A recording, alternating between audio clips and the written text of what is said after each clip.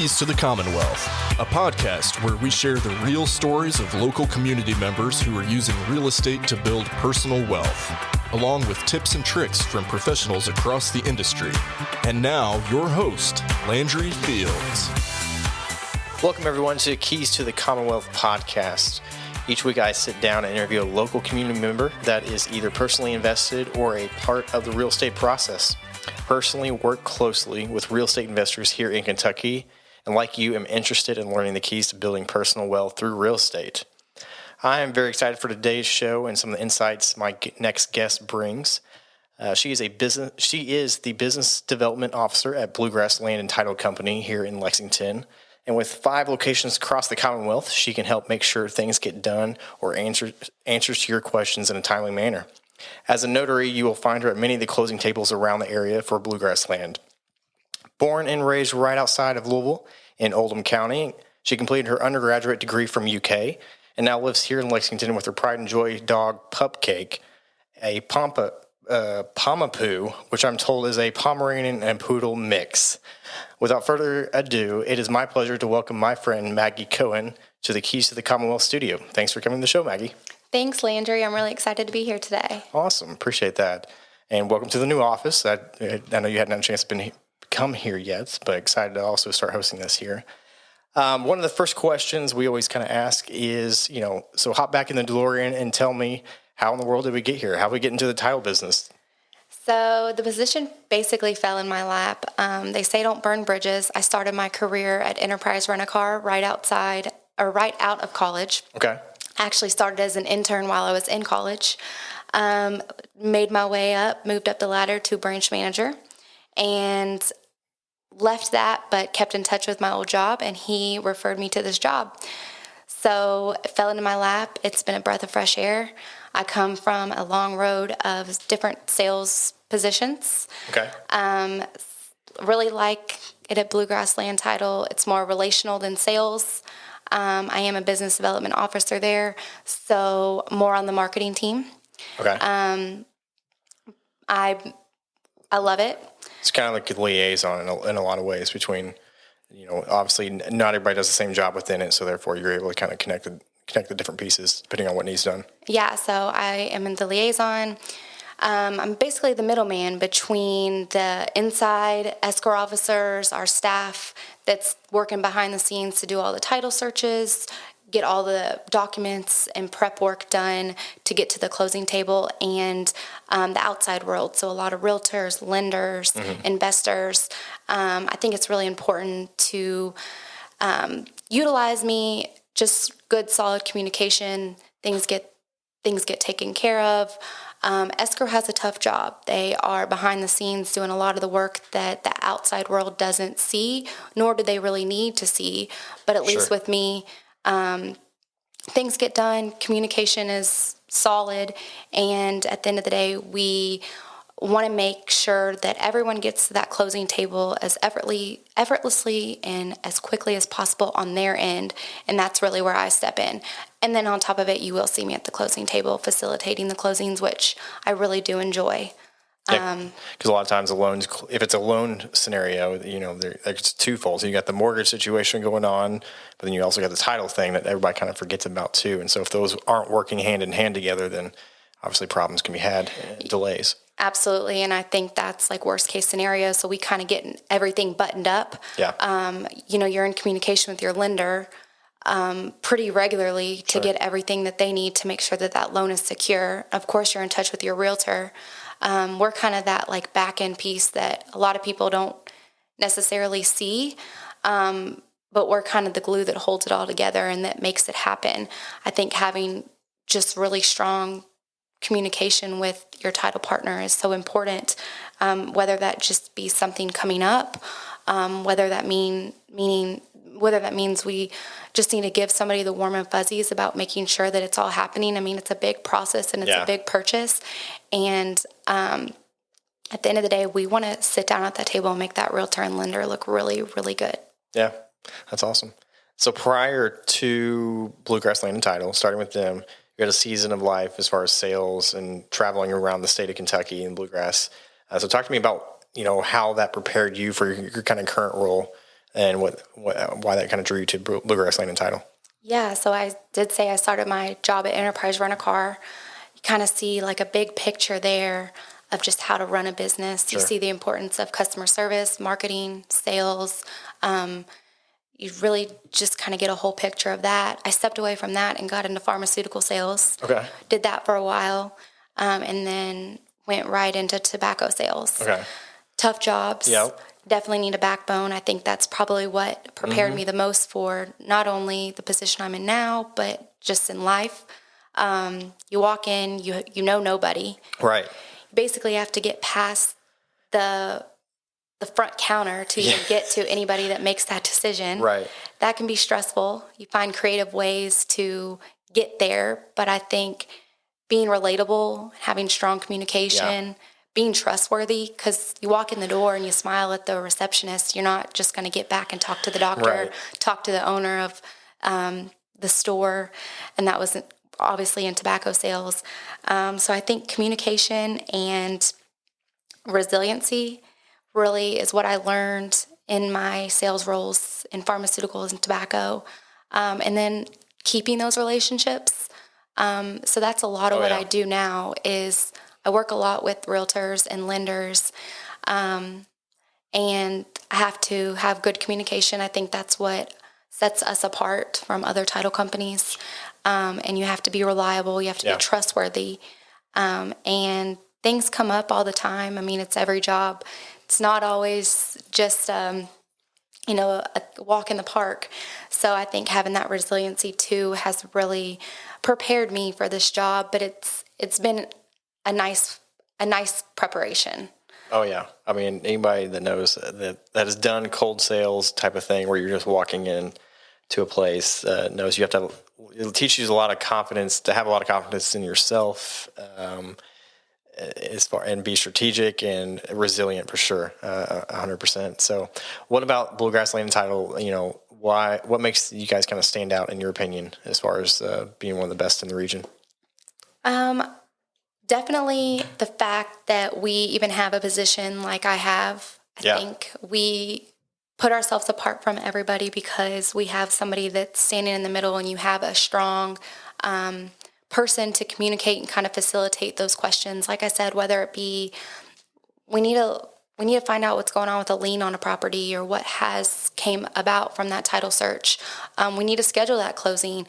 We need to learn about title insurance, or your buyers aren't really sure what that is or what that consists of. So I think having a position like me does set ourselves apart. With that, the 5 locations that you talked about, we can be flexible. We have 5 locations across the state. We have 2 in Lexington, 1 in Louisville, 1 in E-Town, and 1 in Litchfield. So we can really kind of tailor our business towards those parts of Kentucky. So we can be there for just about any county in the state. We will travel to you to do a closing. I think that is not, people don't always realize that. We have 19 closers just out of the Lexington offices. So we'll come to you as long as we have an office. So a lot of realtors that work on the outskirts of Lexington or the bigger cities, that's their hometown. That's where they're from. They don't necessarily want to drive into the big city. We'll come to you, so we'll make that happen. I also think that we do everything internally, and that sets ourselves apart. I think that just makes the communication even smoother in the whole process. But we do our own title searches. So for the most part, I will say there are some circumstances where we do, kind of outsource that just because of logistics. Sure. Kentucky is pretty spread apart. But we do everything internally for the most part. And that, I think that's also awesome. You'll always see a smiling face when you come in. We definitely hold ourselves to a high standard. And I think that locally, everybody does see that. We'll go above and beyond for just about anything. Nice. I also like the fact that we have 2 owners of the company, Emily and John, and you'll see them. You can call them. They'll give you their numbers. Emily is an attorney, and John is not. But I don't know. I don't see too often that you see a big company where you just see the owners walking around. You see them in the closing room. They'll give out their numbers. They'll come and teach a class. And I think that really sets themselves apart from other just companies in general. Even working for them kind of a thing. Yeah. For sure. It's a big family there, and it's nice. And I think that I feel that obviously working there, but I think people, when they come in, we make people feel special. We have a screen in the closing room that has the house you bought or the house you're selling. We welcome you. And when you leave that, everybody, buyer, seller, realtor, lender, they're all going to feel special, and they're all going to know that this isn't the end of the road. You can call us afterwards. Perfect. Yeah. Switching gears here a little bit as far as, to either, I guess more so to new home buyers, or somebody that is newer to purchasing home or investment properties for that matter. Explain a little bit about what the title company's kind of responsibilities are in the purchase process and why it's so important. Yeah. So it's obviously something that people obviously usually don't even know about if they've never purchased a home before or something like that. Yeah, I think that it kind of does get left out, which is okay. I don't think it needs to be. It's not something that you're studying every day, but it's really important. So when you sit down at that closing table, you want to ensure that what you're selling, what you're buying, especially when you're buying, that you have full ownership in what you just bought. Yeah. It's a big investment. It's a big purchase. A lot of times it's your biggest purchase that you ever make. So we're going to make sure that we convey clear title to you, meaning there's no reason 10 years, 2 months, 20 years down the road, somebody comes back and says, well, I have part ownership in this. So we're going to go and do a 30-year search on each property to make sure that there's no liens, no judgments, nothing that could affect the ownership of that real estate property. We also, with that, make sure that the person selling that property has the right to sell. I think it gets a little tricky, especially with estates, land. Yes. People don't always realize that they have ownership in a property, or they think they have full ownership in a property, and that's not the case. And with Kentucky having a ton of counties in it, there's a lot of this land, especially now from some of my working with investors and so forth, like take Powell County, for example, where, here's a lot of land I'm selling, and they're like, it's 5 acres. They list it for 5 acres, but really they're like, I don't really know exactly how many acres it even is, because maybe it's been passed down in the family for so long, for a couple generations or something like that. And all they know, it's like between this creek bed and this tree. And that's kind of, they have these loose landmarks like this kind of a thing so then you get neighbors saying, well, no, this part of the land is mine actually. So I know personally a couple of people who are in litigation type of stuff with that right now, kind of a scenario. So it can be very important, I'm sure. But very confusing and very kind of frustrating in some of those rural kind of counties for sure, I bet. Absolutely, especially like you said, when it gets just passed down. I can only speak on Kentucky. It's where I'm from. It's where I am. But a lot of times you see families don't really leave here. You see the whole family's here in Kentucky. Yeah. So it gets passed down, and it could have gotten passed down to 5 people. So let's just say 5 grandkids got grandma's property. They each have pre-industrial revolution kind of scenario here within the family. Yeah, they each have 20% ownership. Well, I need all 5 of those people to sign at the closing table. Oh.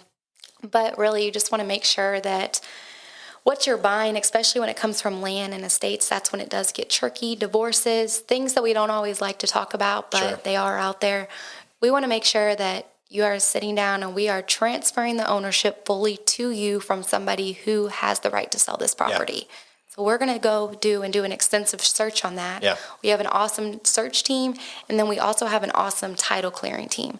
So and obviously for those that don't know, there's lawyers involved with this specific aspect of this. Yeah. So along with even what sets ourselves apart, everything is attorney reviewed. Yeah. You'll see me at the closing table. I'm not an attorney, but it has been reviewed by an attorney. So we have multiple attorneys throughout all of our locations.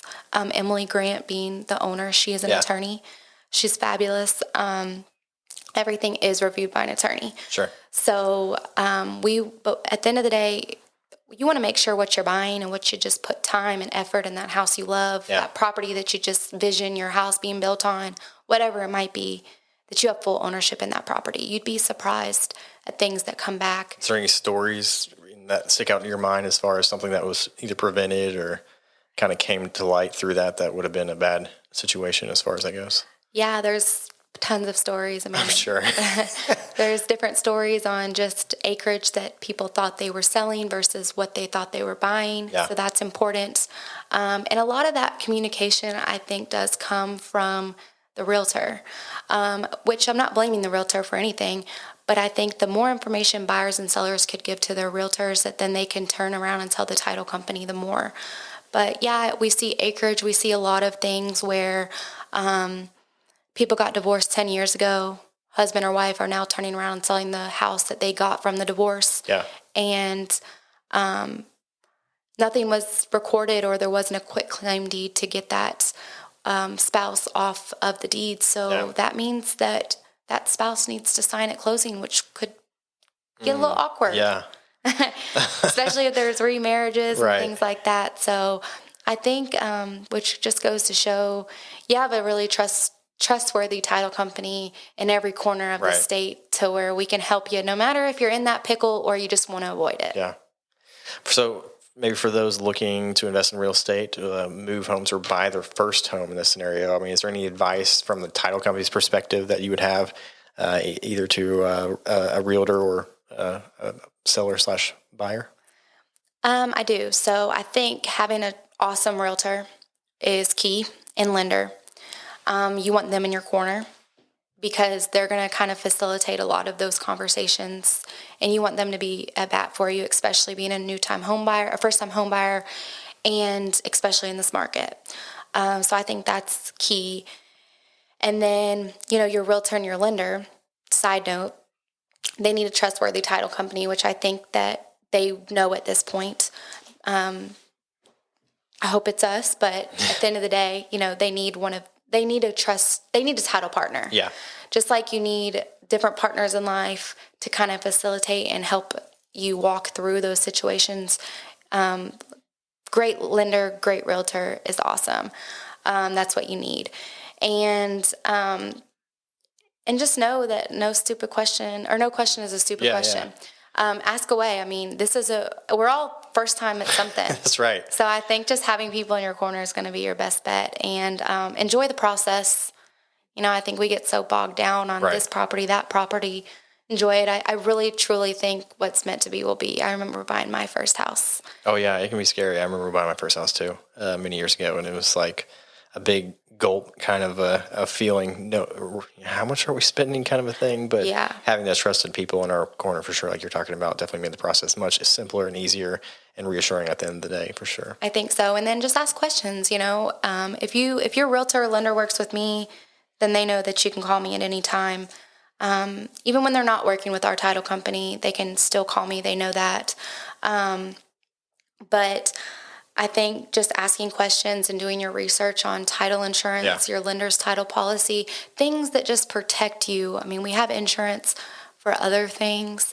I'm not out here preaching on title insurance, but I just think you should do your research and think and just ask questions and do what's best for you in your situation, and just whatever gives you the warm and fuzzies. Switching gears a little bit more here, as far as specifics when it comes to rental property, investment property. Okay. So, I've been sitting on a rental property looking to capitalize maybe on my recent rapid increase in equity, I guess, that COVID kind of presented for a lot of people in the region.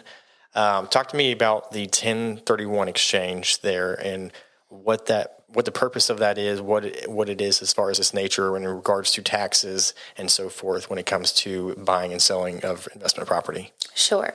So when you have a property, if you have not used that property as your primary residence for at least two out of the last 5 years, and or it has been any part of that property has been used for business or rental purposes, you could have to pay capital gains. Right. Capital gains taxes. So, capital gains is going to be anything above and beyond what you originally paid for it. Is that correct? Correct. So what it looks like, I guess, to the IRS of what you made on that property. So what you came out with, that check that you got at the end of the closing table, at the table, those proceeds. So the proceeds of the sale. So So a 1031 exchange allows you to avoid paying the capital gains taxes when you sell an investment property, and then you reinvest those proceeds into another investment property, and it is within a certain time frame, and the time frames can be different. I've heard 30 days, 45 days. 90 days, sometimes up to 180. Yeah. And then...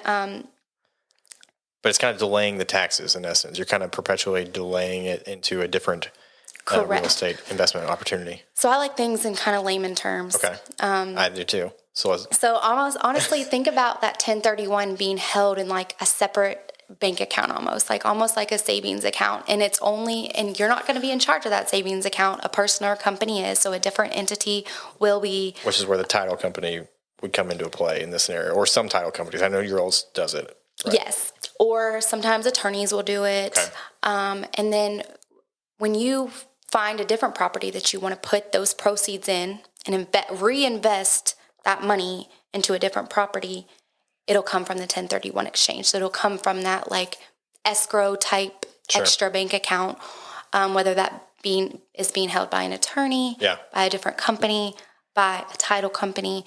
And so that avoids you having to pay any capital gains taxes, because at that closing table, if you're taking the proceeds with you and you lived in that house for 2 out of the last 5 years, and really say, you're growing a family and you want to you need a bigger house. You've only lived in the house for a year. You can take the proceeds from that property and reinvest it into a like property, which would be another house, and not have to pay any taxes, because the IRS doesn't know you personally. So they think that you just profited off that, and they want their money. So they are going to make you pay taxes, and it's something I wouldn't want to pay. Yeah. Let's say that. So I'm sure you see some people that maybe take a small portion of that out. Maybe they had $100,000 and they roll $80,000 into another person, and then they take 20, so then you're only paying the capital gains on the 20,000. Correct. Scenario, right? Correct. And or you're only paying capital gains on the 20%. And it's only going to tax a certain percentage of it, so you can still take some of those proceeds. Yeah. But especially if you're looking to just reinvest it into another property, that 1031 exchange is going to be your best bet, and it'll just kind of be held for you. Yeah. And then when you find the property that you want to reinvest it in, we know what to do, so we will. And I guess that's where some people will take, multiple smaller properties, sell them, put it into 1031 in order to kind of use as a bigger down payment on something maybe bigger, or like maybe they're going from a couple single family rental homes into maybe a 8-plex or a small apartment type of place or something like that. Exactly. So it's a really awesome. It's really awesome if you are in that investment mindset. To avoid paying taxes. And I would say, always talk to the person who does your taxes about it. You can ask us questions about it. We see it all the time, but it's a really awesome, useful tool that I would definitely take advantage of if you're thinking about or dabbling into investment properties, because the less taxes you pay is always better. Yeah, because, a lot of times today you're paying cash for something or something along those lines. I mean, title company is still a good option for the 1031 side of the things, as well as, again, the title search as well. I mean, you might not have a commercial bank. Maybe you don't have a commercial banker or a mortgage lender involved, but you still, at the end of the day, really need a good title company at the end of the day for, again, searching titles, the 1031 exchange aspect of it, everything like that. Yep, and just asking questions about it. We ask the question to every seller at every closing about 1099s being sent to them and what that is. And so I always get the deer in headlights almost every single time. So the 1031, I don't know if a lot of people do, but I think that some people, especially when they're first starting out, don't realize that it is there, and it's for this exact purpose. Yeah. So it's avoid paying those capital gains taxes on investment property. So, I mean, the last 12 months or 18 months roughly or more have been crazy since, the rebound off of COVID. Where do you guys kind of see, what have you seen recently, or where you kind of see things going from the title company's standpoint? It has been crazy, and it slowed down a little bit. I think the holidays, cold weather, it always kind of does this in the market. I do see the craziness continue, but I do think, this is my personal opinion, I think that a lot of people have shied away from putting their house on the market. Yeah. So I do think that right now it's a seller's market. So if you want to sell, it's a hot time to sell. Right. But buyers are out there all looking at the same property. There's just so many more buyers than there are sellers right now. Sure. So I think that in the next 12 months, I'm not saying it's going to normalize to like an equal market, because that's going to take a while, but I do think there's going to be more houses on the market to start that kind of equalization process, to start to normalize. Yeah.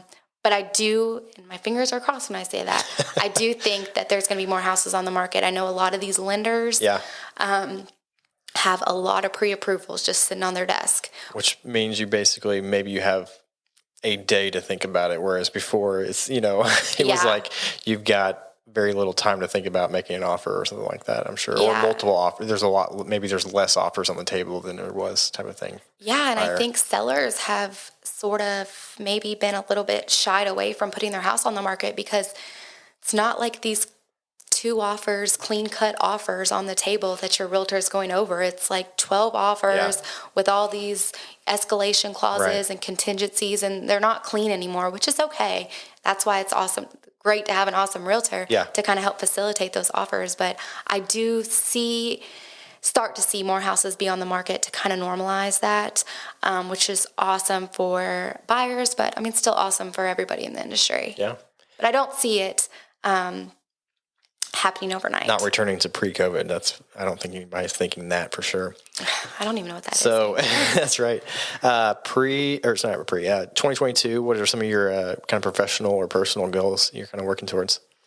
So I've been with Bluegrass almost 6 months now. Okay. So my goal is to really continue to put myself out there, really gain more knowledge in the industry, especially as it changes. I mean, Landry, like there's always things to learn. Oh yeah. And then especially as it changes, just kind of tailor your knowledge and everything towards that change. But so I really want to continue to put myself out there and just be known in Lexington and the surrounding counties. I want to be your go-to title person. That's really my goal. So I want to meet people. I want to get out. I want to network. Especially now that things are opening back up. I love to talk to people. I love the relationship behind this job. That's why I feel like it's a breath of fresh air from what I came from, which was all sales and no relationship or lacking relationship. And that's just the industry itself. But so I want to continue to just build relationships with brokerages, with realtors, with lenders, and be a good resource for everybody, not just them, but for home buyers, home sellers. Yeah. And that's really my goal. I can definitely attest to that, because I mean, part of my job being in insurance, obviously, you kind of love being able to be the go-to. Hey, I've got this question. How do I figure it out? Oh, I know I'm going to call, Landry, or going to call Maggie in this scenario, and you don't need to know it all, but just having the person to know that you can just call and say, hey, help me with this, and that's what we're here for, type of thing. So the relationship part's definitely much better than coming from just a straight kind of the sales backgrounds I think we both come from, in some respects, where there's not a lot of relationship kind of a thing. Right. Or like sales reps just kind of get like a bad rep of, you just want this or that and not being trustworthy. So I want to be a trusted title partner for just the community. And I want to, we do a lot of awesome things at Bluegrass, and I hate that I missed out on this, but right now in the holiday season, we're doing something called Giving Back to the Bluegrass. Yeah. So if you have a closing between now and Christmas, at the closing table, we have 5 different charities that both buyer get to pick and seller get to pick. Yeah. Nice. And part of the proceeds and the money that we make off each closing, we are going to then give money back to those charities that the buyer and seller pick. So I know there's a foster care one. Yeah. There is a Shriners Hospital. Yeah. There is a few more that are just really awesome charities that our community picked. Yeah. We voted on it. And so. Yeah, that's great. Because I mean, it's always nice to give back. And that's what we try to strive here, my agency, that we're, our motto is loving people through insurance. I mean, as simple as that sounds, and maybe as easy as that was to come up with it, is still kind of encompassed, a lot of those things ways. Lexington, as you know, is having lived here now for what, 8 years? How long?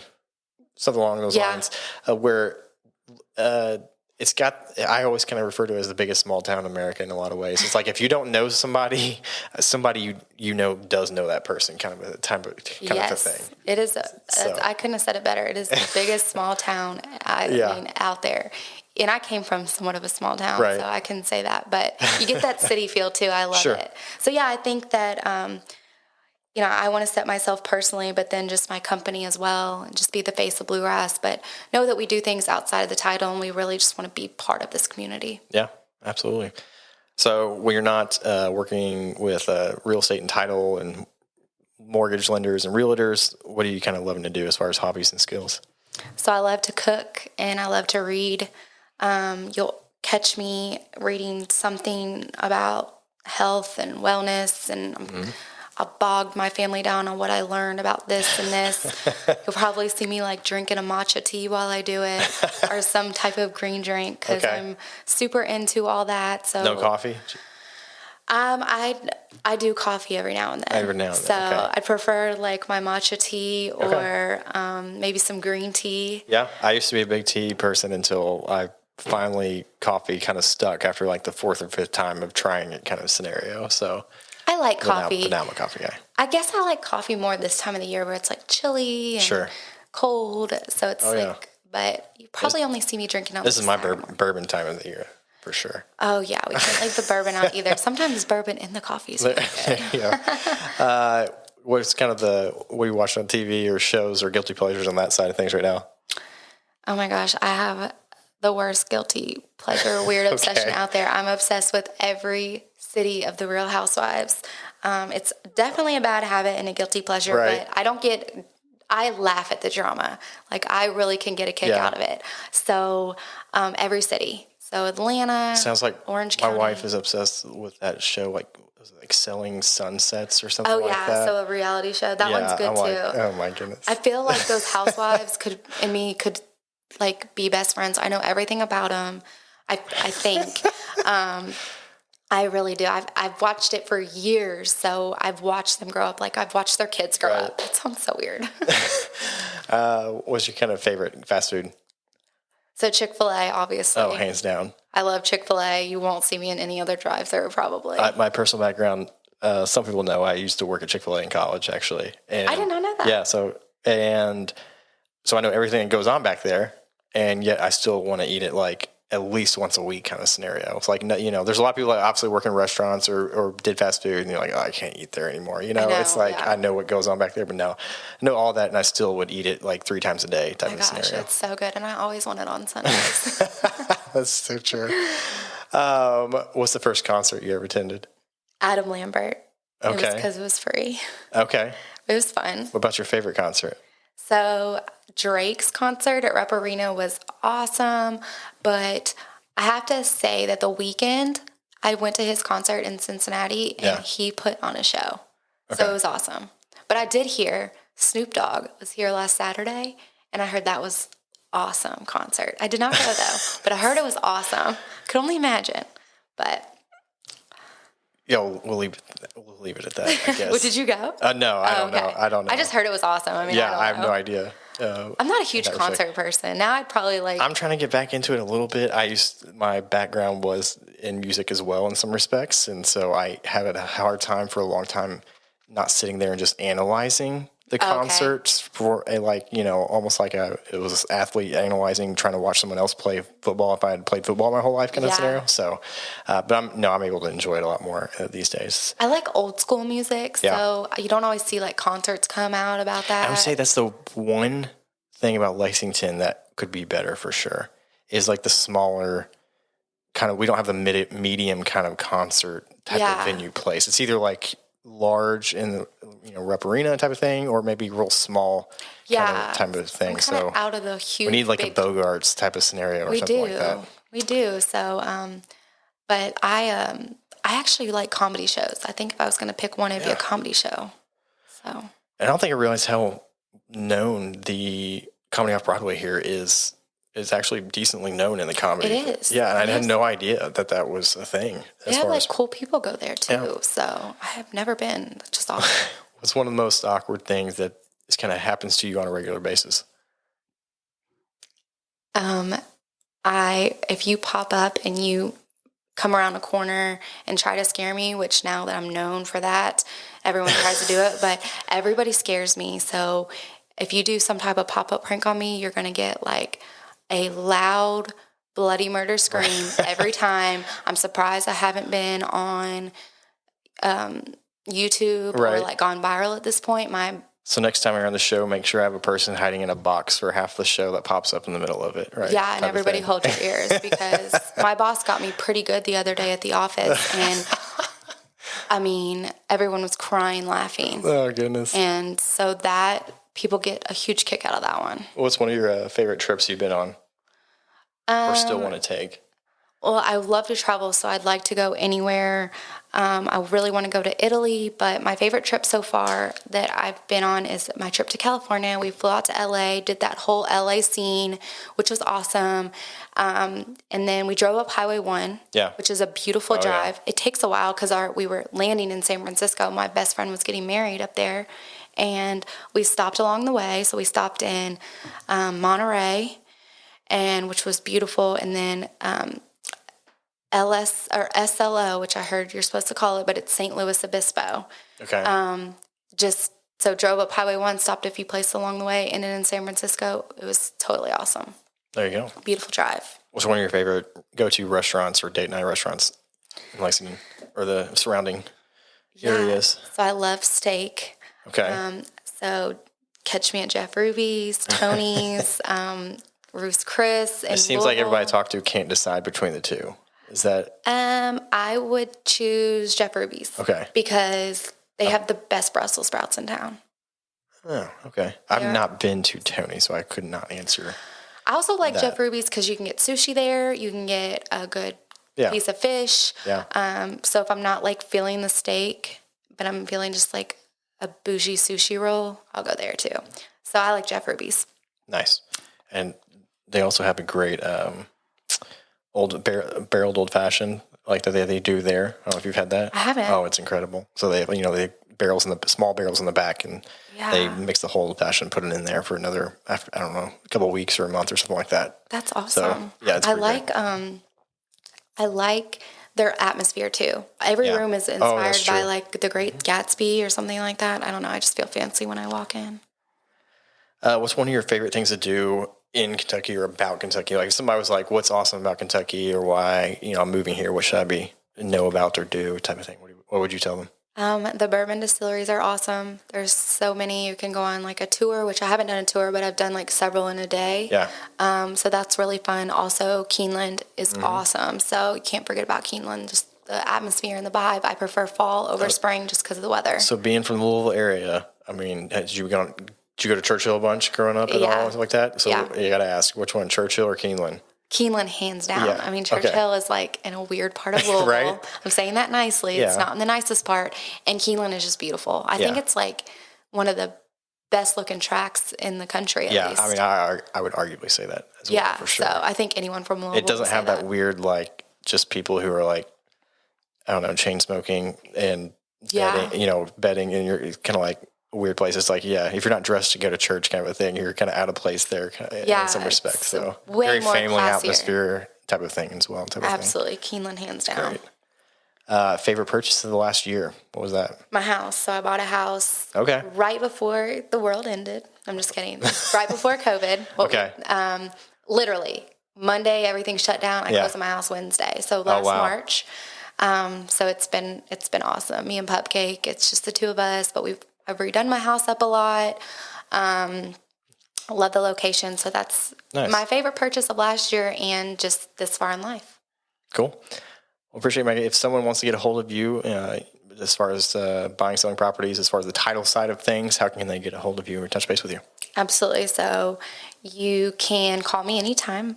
Email me. My phone number is 502-321-6924. My email is Maggie, Maggie, at bltky.com. You can go to our website. You can find me on there as well. I'm on social media on Facebook at Maggie Cohen and Instagram at Maggie Cohen as well. So those are probably the best ways to get a hold of me. Reach out anytime. Perfect. Maggie, thanks so much for your time today. Appreciate you joining us here on the show, and thanks for listening. We look forward to having everyone join us next week for another insightful episode of the Keys to the Commonwealth podcast. To learn more about this podcast, visit our page at keystothecommonwealth.com. To connect with Landry regarding insuring your investment portfolio, email Landry at novainsuranceGroup.com or call 859-687-2004.